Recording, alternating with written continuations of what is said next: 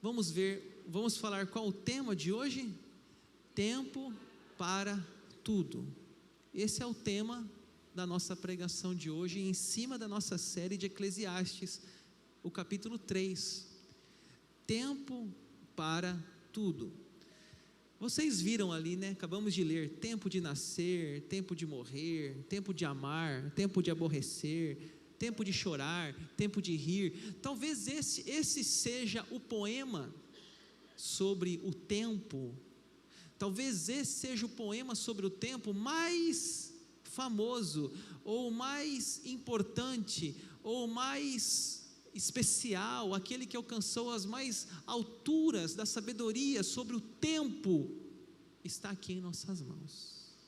Nenhum cantor conseguiu dizer o que está aqui escrito, nenhum poeta, nenhum filósofo, nenhuma música, nada pôde explicar tão profundamente sobre o tempo que nem está em nossas mãos hoje.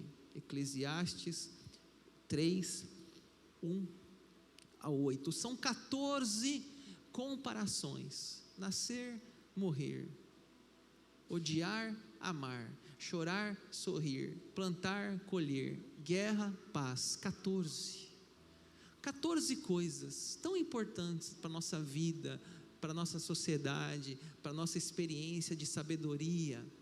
E nós vamos agora estudar esses 8 versículos. Eu vou expor aqui a palavra de Deus, e aí depois a gente vai encerrar a pregação. Eu vou expor 8 versículos de Eclesiastes 3. O versículo 1 começa: tudo tem o seu tempo determinado. Vamos ler juntos essa primeira frase? Tudo tem o seu tempo determinado. Às vezes nós queremos apressar as coisas. Às vezes nós falamos: pastor, parece que as coisas para mim não estão acontecendo. Eu planejei estar com 30 anos casado, eu planejei estar não sei com quantos anos formado e doutorado, mas as coisas não saíram como eu quis. É verdade, porque as coisas não saem como a gente quer, porque tudo tem o seu tempo determinado. Deus está no controle de tudo. Às vezes a gente faz um planejamento, a gente faz um calendário, a gente faz uma expectativa, mas a gente tem que entender que tudo de acordo com a vontade de Deus. Então pare de se culpar, pare de se exigir, pare de se flagelar, chicote da culpa, chicote do flagelo de si mesmo, seu próprio flagelador, dizendo: eu poderia ter feito isso, eu poderia ter feito aquilo. Não, nada disso. Você fez o que tinha que fazer. Tudo tem o seu tempo determinado. Entregue para Deus. Deus está no controle e tudo acontece de acordo com a permissão e a vontade de Deus. Enquanto eu estava fazendo essa pregação, estava sentado com o computador em minhas mãos, e olhando pela janela da minha casa, eu avistava uma árvore, e ali caiu uma folha da árvore, bem naquela hora que eu estava escrevendo esse versículo no meu computador, no Word. E ali eu pensei: até uma folha da árvore é o tempo de Deus, é a permissão de Deus. É assim a vida, tudo tem o seu tempo, tudo acontece como acontece, na hora que acontece, pela permissão de Deus. Às vezes as coisas saem do nosso controle, mas não estão fora do controle de Deus. Ele conhece, Ele sabe. Às vezes a nossa vida dá uma reviravolta, a gente fala assim: olha onde eu estou. Tudo de acordo com a vontade de Deus. Ele permite, Ele nos leva a lugares muitas vezes que não estávamos em nosso plano, mas Ele permitiu estarmos naquele lugar, naquele momento da nossa vida. Tem pessoas que acreditam em astros, em signos, acreditam em horóscopos. Gente, por favor, né? Ah não, aí você liga a rádio fala, hoje é o dia do amor, o Sagitário é dia de investir no amor, já o Capricórnio é dia de correr atrás do dinheiro. Eu fico ouvindo aquilo ali, falo, meu Deus, que ignorância, as pessoas achando que o seu signo pode fazer algo pelo amor, pelo dinheiro. Gente, quando você coloca a sua esperança no seu signo, você está tirando Deus da história, porque você está adorando a lua, os astros, e está tirando o Criador da lua e do céu e do sol e das estrelas do controle do universo e colocando em signos. Aí você está lá no seu trabalho e fala, que signo você é? Eu sou de Aquário. Ah, mas você não era evangélico? Ah, sou, mas que igreja você é? Lá do pastor Daniel. Não fala não, fala que você não é não, fala não, por favor, gente, entendeu? Fala assim, porque aí parece que eu não ensino essas coisas, né? Então não são signos, não são os astros. Você tem lá no seu Instagram, lá no Instagram assim, né? Vai lá, idade, alguns colocam, cristão e Sagitário. Pelo amor de Deus, apaga aquilo lá, meu. Ou você põe cristão, ou você põe o signo, porque não combina as duas coisas. Ou você acredita em Deus, ou você acredita no signo. Põe lá, Eclesiastes 3, tudo tem seu tempo determinado, Deus tem controle da minha vida. Aí você é um cristão. Mas você falar que signo, que astro, aí você está brincando com a fé cristã, que não tem essa base espiritual. Quando a gente fala a palavra grega, quando a gente fala de tempo, tem uma palavra grega que define dois tipos de tempo, Cronos e Kairos. O grego, né, ele é uma língua assim, que é a base do Novo Testamento, e tem algumas palavras que elas são mais profundas do que na nossa linguagem portuguesa. Por exemplo, quando você fala amor, no grego você tem ágape, filéu, eros. Cada um desse amor, ele tem um significado específico. E quando você fala tempo, em grego, também tem uma classificação de Cronos e Kairos. O que é Cronos? Você tem um cronômetro, já viu isso? Lá no jogo de futebol, nós temos um grupo de futebol aqui da igreja, aí é 10 minutos, marca no cronômetro 10 minutos. O que é o cronômetro? É o relógio, minutos, segundos, horas. E o que é o Kairos? Kairos é um tempo que não é um tempo humano, é o tempo divino. Então nós sabemos que não existe só o Cronos, existe também o Kairos, que é o tempo de Deus, que Deus faz tudo no seu tempo, e que há tempo para tudo, há tempo para todas as coisas, não o Cronos, o meu Cronos, não, eu quero isso nesse ano de 2023, às vezes não, às vezes Deus vai te dar esse sonho, esse projeto 2025, 24 ou 2030, tudo no tempo de Deus. É isso que é o Kairos, é o tempo de Deus, não é o nosso tempo.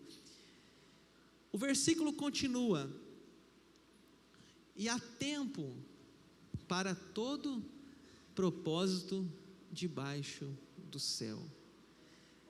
O que é um propósito? Propósito é uma missão, uma vocação, um objetivo. Há tempo para todo propósito. Você tem um propósito na sua vida. Deus tem um propósito. Você não nasceu do acaso. Você não nasceu de uma evolução, de uma explosão. Você é filho de Deus. E Deus tem um plano na sua vida e algo que você tem que fazer, cada um de vocês estão aqui, que eu não posso fazer. A sua missão, é a sua vocação, é o seu propósito. Quando você pergunta uma criança assim, o que você quer ser quando crescer? Nós deveríamos fazer uma pergunta diferente. O que Deus quer que eu seja quando eu crescer? O que Deus quer que eu seja? Qual é o propósito que Deus tem nessa vida, em minha vida? O que Ele me colocou nesse lugar, nessa família, nessa cidade, nessa igreja? Qual é o meu propósito? E há tempo para todo propósito. Há tempo para tudo. Há tempo de nascer, há tempo de morrer. Todos nós aqui passamos pela vida e pelas fases da vida. Infância, primeiro nascemos, né? Nascer, infância, adolescência, juventude, idade adulta, a velhice e a morte.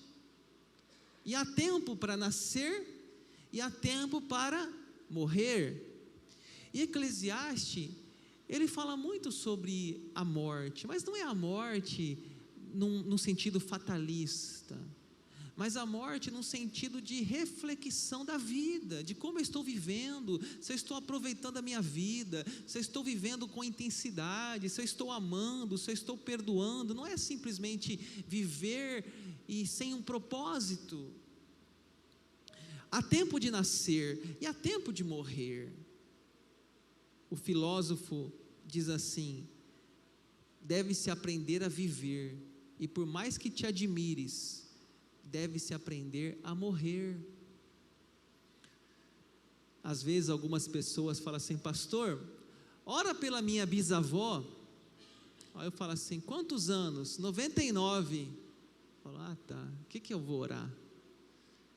É para orar para Deus levar? Não, pastor, pelo amor de Deus, é para ela ficar aqui. Mas gente, 99 anos, a pessoa já está às vezes numa cama, ela já está às vezes assim, já pedindo para encerrar o seu ciclo, e encontrar-se com Deus. O corpo vai para a terra, o espírito vai para Deus, ela cumpriu a sua missão. Mas não, pastor, ora para que ela fique mais 10 anos ainda. Será que a gente entendeu o propósito da vida?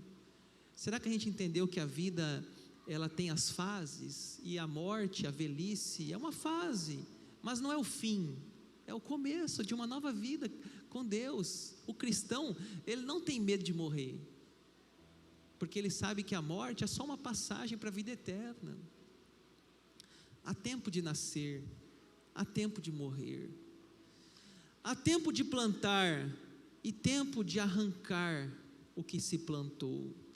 Aqui a linguagem, a metáfora é da agricultura. Se você planta arroz, você vai colher arroz. Se você planta feijão, você vai colher feijão. Se você planta amor, você vai colher amor. Se você planta ódio, você vai colher ódio. Ou seja, a vida é a lei da semeadura. O que nós plantamos, nós colhemos. Eu falei agora há pouco da morte, né? Do velório. Você vai num velório muitas vezes de uma pessoa, você vê aquele velório lotado de gente. Você vai num velório, você vê muitas pessoas ali presentes. Pessoas dizendo: essa pessoa foi uma boa pessoa, essa pessoa me ajudou, essa pessoa foi um bom pai, uma boa mãe, um bom avô, uma boa avó. E cheio de amigos. Tem velório que você vai que tem aquelas flores que o pessoal manda, que não tem lugar para colocar tanta flor. Mas você vai em outros velórios, às vezes nem o filho não vai. Nem o filho não vai. Porque meu pai foi uma pessoa má, avarenta, egoísta, não deu amor. Ou seja, o que você plantou, você está colhendo. É assim a lei da vida. Há tempo de plantar e há tempo de arrancar o que plantou, ou seja, da colheita. Vai e vem. vai e vem. E a Bíblia fala: de Deus não se zomba, o que uma pessoa plantar, ela colherá. Então é uma sabedoria do livro de Eclesiastes para todos nós. O que nós temos plantado? O que nós temos deixado no coração das pessoas? Tempo de matar e tempo de curar. É claro que aqui não está falando da morte real, do homicídio, mas nós temos que saber que matar muitas vezes está relacionado a hábitos negativos, às vezes relacionamentos tóxicos, falsas amizades. E tempo de curar, tempo de investir. Há tempo para tudo, há tempo para tudo. Há tempo de derrubar, há tempo de edificar. Às vezes a gente acha assim que a vida é só construir, edificar. Não, às vezes tem que derrubar. Às vezes você vai comprar uma casa velha, o que as pessoas querem ali é só aquele terreno, nem quer aquela casa. Tem que derrubar toda a estrutura e começar outra, mas o terreno é bom, a localização é boa, mas a casa já está velha, já está, a engenharia já condena aquela estrutura, e aí tem que colocar o chão, tem que derrubar, para levantar outra. E muitas vezes na vida, também é assim, temos que derrubar algumas coisas, temos que construir outras. Eu lembro do livro dos profetas da Bíblia, quando você estuda ali Amós, Miqueias, Isaías, Jeremias, Oséias, você vai ver que eles tinham um livro de denúncias. Os profetas, eles denunciavam o pecado, eles denunciavam a maldade, eles denunciavam a exploração dos pobres, eles denunciavam o abandono das viúvas, eles denunciavam. O profeta Elias chegou lá no rei Acabe e falou: rei, o que você está fazendo está errado. O rei falou para ele: é você, Elias, o perturbador de Israel? O perturbador de Israel? Porque realmente às vezes o profeta, a missão dele era derrubar, era desconstruir, porque os palácios da época eram palácios da maldade, do orgulho, da prostituição, e eles tinham que derrubar aquilo. Às vezes também nós precisamos derrubar algumas coisas. Às vezes nós precisamos, como diz o livro de Atos, importa-nos obedecer a Deus e não aos homens. A igreja tem um papel de denúncia, a igreja tem um papel profético. A igreja não está aliada ao Estado, nem é refém do Estado. A igreja está refém à palavra de Deus. Como disse Lutero: a minha mente está cativa à palavra de Deus. E se tiver que derrubar, nós temos que derrubar. E se tiver que edificar, nós temos que edificar, segundo a palavra de Deus. Se seu filho colocar na cabecinha dele ideologias, ideias, você tem que derrubar aquelas ideias e colocar ideias cristãs de Deus. É seu dever, derrubar, edificar, derrubar, edificar. Assim é a vida. Há momentos de derribar, há momentos de edificar, há momentos de rir, tempo de chorar e tempo de rir. Como é bom, né, a gente ter pessoas perto de nós que tem o riso fácil, pessoas que alegram. Sabe aquela pessoa da célula, que ela chega, ela já está rindo, está contando piada, está brincando? É bom. O riso é a terapia da alma. O riso quebra o silêncio. É bom a gente poder rir da vida, rir até dos nossos erros. Sabe aquela pessoa que toma um tropicão na rua e ela mesma começa a rir dela mesma? É rir da vida. Aquele casal que às vezes está fazendo uma coisa lá, aí erra a receita na cozinha, queima o bolo e começa a rir. Faça ser leve, faça ser solto, tira esse mau humor, porque o riso alegra a alma. Mas há tempo também de chorar. Há tempo também de chorar. Quando eu vou assistir um filme com Abel no cinema, com Samuel, aí eu estou assistindo o filme e aquele filme começa a mexer comigo, eu começo a chorar. Aí eu vejo que está acabando o filme, eu já começo a enxugar lágrima, para quando eu ligar a luz, ninguém vê que eu chorei. O problema é quando a parte principal do filme do choro é na última cena, aí complicou tudo, porque acende a luz, você está chorando ainda, né? Aí a Bel olha, o que foi? Nada, eu acho que eu estou com uma rinite aqui, estou com o nariz meio entupido, mas sabe o que é? É emoção. Não, mas não chora não, chorar homem não chora. A Bíblia fala, tempo de chorar. A Bíblia fala, Jesus chorou. Se Jesus chorou, gente, o choro alivia, o choro alguém já diz a psicologia, o que os olhos não choram, o corpo sente. Vou repetir, o que os olhos não choram, o corpo sente. Você vai num velório, está lá a pessoa chorando, não chora não, não chora não, não fala isso não, deixa chorar. É claro, não precisa gritar, escabelar, puxar o cabelo, não, isso aí não.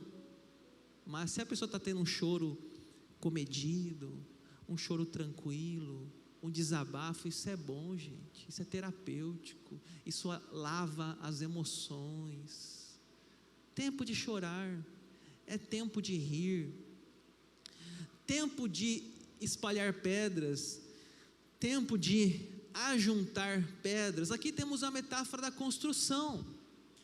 Na época, eles não ligavam lá no WhatsApp ou no Google 1.000 tijolos, você pode entregar aqui 1.000 tijolos, não existia isso. Eles juntavam as pedras, as melhores, dispensavam as ruins, e eles usavam as pedras para construção, para alicerces. E há tempo da gente o quê? Juntar as pedras, da gente fazer um projeto, da gente fazer uma construção, da gente investir num negócio. Mas há tempo também de espalhar. Há tempo de você falar, não, agora não é hora o governo agora talvez não é hora de investir, talvez esperar, talvez agora não é hora de eu fazer um negócio, trocar de carro. Tudo tem o seu tempo. Há tempo de espalhar e há tempo de juntar. Há tempo de espalhar amizades falsas. Aqui a ideia é seleção. Selecionar pedras, selecionar amizades, selecionar filmes que a gente assiste. A nossa igreja, às vezes tem bastante gente chegando à igreja agora, novos visitantes, fala, pastor, como que funciona a igreja? Tem alguma coisa que não pode aqui? Aqui você pode tudo, só não pode pecar. Aqui você pode assistir televisão, você pode ir no cinema, você pode jogar bola, você pode usar maquiagem, pode usar saia, depila sua perna também pode, não tem problema nenhum. Tudo você pode, só não pode pecar. Então você vai num cinema, chega no cinema lá, está passando lá o Avatar, né? Aí está passando lá, Invocação do Mal. Você vai assistir Invocação do Mal? Lógico que não. Selecione, escolha. Na sua televisão, você tem streaming hoje, um monte de streaming.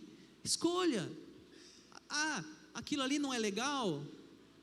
Tira, assiste outra. O que a Bíblia fala? Tudo que for puro, tudo que for de boa fama, se há alguma virtude, se há algum louvor, isso ocupe o vosso pensamento. Há tempo de espalhar, há tempo de juntar. Aqui o assunto é seleção, escolhas, opções. Tempo de abraçar e tempo de afastar de abraçar. Já estou indo para o final aqui, versículo 5, até o 8, mas um pouquinho de sua atenção. A vida é feita de encontros e desencontros. A vida é feita de chegadas e saídas. A vida é feita de saudações e despedidas. A vida é feita de dizer olá e dizer adeus. Essa é a sabedoria da Bíblia. Aqui na igreja, nós recebemos muitos membros novos e nós criamos amizade com essas pessoas, carinho, às vezes batizamos filhos, casamentos, enfim. Só que um dia a pessoa chega assim: pastor, estou de mudança, eu estou indo fazer um concurso, passei num concurso, ou meu marido, minha mulher foi promovido, estamos de mudança. Há tempo para tudo, há tempo de dizer tchau, até logo, vão com Deus. Há tempo de dizer até mais, há tempo de afastar, há tempo de abraçar. Tem uma coisa importante aqui, que são o ato de você aprender a dizer não. Tem pessoas que elas não sabem dizer não, elas não sabem se afastar, elas só sabem dizer sim. Tem pessoas que falam assim: você pode tocar no louvor? Sim. Você pode cuidar das crianças? Sim. Você pode ficar no multimídia? Sim. Você pode, tudo ela quer fazer, e tudo ela fala sim, só que daqui a pouco ela está esgotada, e não é assim. A igreja não deve ser um fardo, a igreja tem que ser leve, tem que colocar pessoas chaves em cada lugar, e não é uma pessoa fazer tudo, mas a pessoa não sabe dizer não, e não é só na vida ministerial, às vezes é no trabalho, assim, tudo a pessoa fala sim, sim, sim, sim, sim, e às vezes também na vida sentimental, ela está num relacionamento, num namoro, aquele adolescente, e aí ele não está mais gostando, mas ele não sabe terminar, ele não sabe dizer não. Uma vez eu atendi uma adolescente, que ela estava nessa crise, que ela não queria mais um namoro, mas ela não sabia dizer não. Por quê? Porque o namorado dizia que se ela terminar, olha gente, era isso aí, acho que a pessoa tinha 16 anos na época, a pessoa falou assim: pastor, se eu terminar com ele disse que vai se matar. 16 anos de idade. Sabe o que eu falei para ela? Deixa ele se matar. Gente, pelo amor de Deus, 16 anos. 16 anos de idade, que é isso? Não, porque se eu terminar ele vai se matar. Deixa ele se matar, gente. Problema dele com Deus, sabe? Então, mas a menina se sentia assim, pressionada num relacionamento que ela não queria mais. E a gente tem que aprender a dizer não. Há tempo de dizer não. Há tempo de dizer sim. Há tempo de abraçar. Há tempo de afastar. Tempo de buscar. E tempo de perder. Tempo de guardar. Tempo de deitar fora. A vida é feita de ganhos e perdas. Aquele ano, sabe, que você ganhou muito dinheiro. Nossa, pastor, esse ano eu arrebentei. Esse ano eu vendi, eu bati meta, eu recebi uma comissão. Mas tem um ano assim que parece que a coisa não vai, tem um mês que parece que a coisa para. É assim, é tempo de buscar e tempo de perder. A gente perde também. Não é só ganhar, tem hora que a gente perde. Faz um negócio errado, faz um investimento errado, mas serve de aprendizado. Há tempo de perder. Sabe, eu vejo que hoje há uma galerinha aí hoje muito forte do futebol, né? Especialmente as crianças. Futebol é o esporte hoje talvez, né, mais praticado no nosso país. E eu vejo que tem muitas crianças que estão nesse ambiente do esporte. Isso é bom. Mas é certo que naquele jogo tem 2 times. Só um time vai ganhar. Até porque, se for para o pênalti, uma final, não tem como os 2 ganhar. Um vai perder. E a gente tem que ensinar os nossos filhos a arte de perder. A gente tem que ensinar os nossos filhos a virtude da perda. Porque a vida é assim, nem sempre a gente ganha. Na vida você pode perder, você pode, por exemplo, fazer um concurso e não passar. Na vida você pode fazer uma entrevista de emprego e você não ser selecionado. A vida é assim, é feita de percas, e a gente tem que ensinar os nossos filhos desde a sua infância a perder, a cumprimentar o seu adversário, a parabenizar o seu oponente. Isso é digno, isso é maturidade, isso é aprendizado. Você ganhou? Maravilha, mas e se você perdeu? Vai ser uma criança frustrada? Vai crescer um adulto frustrado? E tem uma frase também na psicologia que fala: a criança que a dor não educou será sempre uma criança. Vou repetir: a criança que a dor não educou será sempre uma criança. Ou seja, quer crescer? É doído, é perder, é frustração, é ócio, é a vida. Mas aí cresce maduro, cresce saudável, aprender a dizer não. Ah, pai, eu quero o novo jogo, do novo brinquedo, do novo filme. Esse mês você não vai ganhar. Quem sabe no Natal, quem sabe no seu aniversário, mas não é tudo que a criança quer, você dá. Não é assim. E a sabedoria bíblica está aí. Há tempo de tudo, há tempo de perder, há tempo de guardar, há tempo de deitar fora, há tempo de... Onde eu estou aqui agora? 7a. Vixe, voltou lá para trás? 7a. Gomes, tempo de rasgar e tempo de costurar. 3,7a, isso? Tempo de rasgar, aqui é o que? A ideia de você, da roupa, né? Da costura. Coser é costurar. Naquela época, quando um israelita rasgava a roupa, ele estava dizendo que estava em luto. Eles rasgavam as suas roupas. Estou em luto. Ou seja, há tempo de luto. Há tempo de você viver o luto. Talvez tenha pessoas aqui que estão passando pelo luto. A saudade do seu ente querido, a saudade de um familiar. Há tempo de luto. Mas e você vai morrer junto com o ente querido? Você vai também entregar-se? E os vivos que dependem de você? Há tempo de coser, costurar, reconstruir-se, refazer, recomeçar. Há tempo de você pegar a sua linha e a sua agulha e começar a construir uma vida nova. Seja uma viúva, seja um viúvo. Há tempo de recomeçar, de reconstruir. Há tempo de estar calado. Há tempo de falar. Aqui talvez está a regra de ouro da comunicação. A gente às vezes tem que ficar em silêncio. Uma vez eu lembro de uma pregação de um pastor, que ele brincava assim: minha irmã, você já viu aquelas igrejas que põem aqueles copos de água para a turma beber? Então, mas ele usou outra estratégia melhor. Ele disse: minha irmã, você vai fazer o seguinte, você vai pegar um copo de água, você vai abençoar esse copo de água, você não vai tomar não. Quando seu marido chegar em casa, se você quiser falar com ele, você toma um copo de água. Ou seja, silêncio. Silêncio.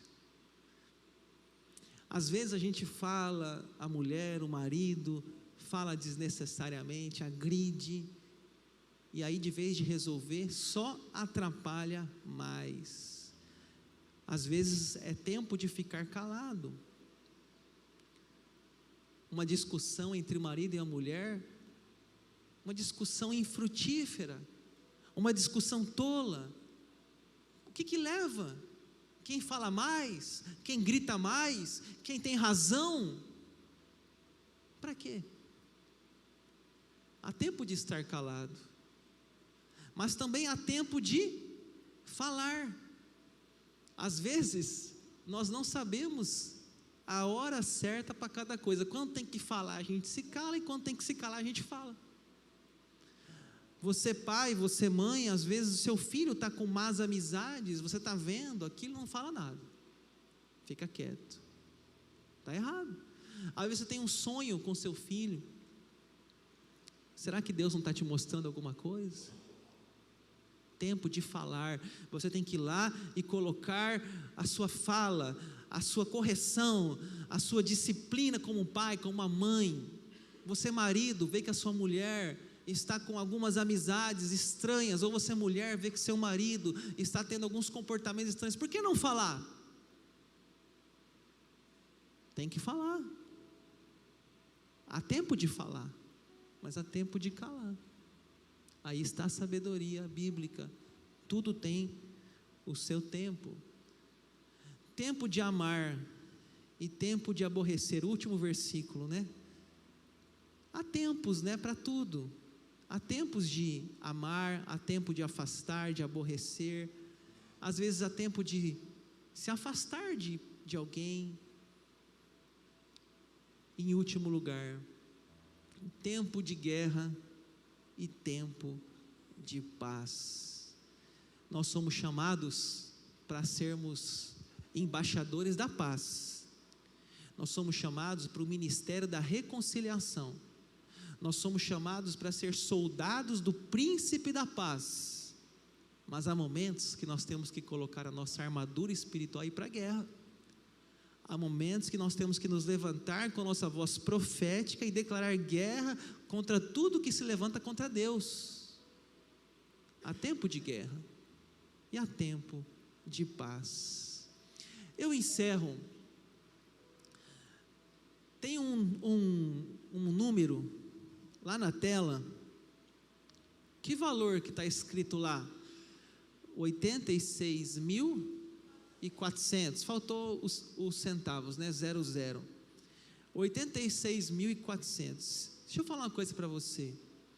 Se você tivesse toda manhã colocado na sua conta 86 mil reais, 86.400 reais, toda manhã entrasse lá na sua conta, lá naquele banco que você tem, até digital, Nubank, PagBank, sei lá o que mais, Banco do Brasil, Caixa Econômica, sei lá o que, tivesse toda manhã, caísse lá, 86.400 reais, ô pastor, coisa boa, hein?